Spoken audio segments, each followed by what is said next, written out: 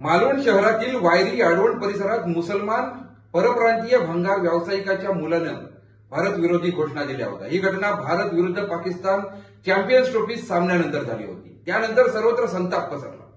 हिंदुत्ववादी संघटनांनी याचा एकत्रितपणे निषेध केला। आमदार निलेश राणे यांनी या घटनेनंतर प्रशासनामार्फत पोलीस बंदोबस्तात परप्रांतीय मुस्लिम भंगार विक्रेत्यांच्या वस्तीवर बुलडोजर फिरवला।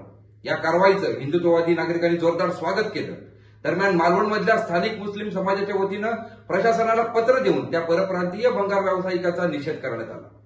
या प्रकरणात तिघांवर गुन्हा दाखल करून त्यातील दोघांवर अटकेची कारवाई करण्यात आली। एका अल्पवयीन आरोपीवर सुद्धा कारवाई करण्यात आली आहे आणि याच दरम्यान बार असोसिएशन मालवण यांच्या वतीने या प्रकरणातील आरोपींचे वकीलपत्र न घेण्याची भूमिका घेतली गेली।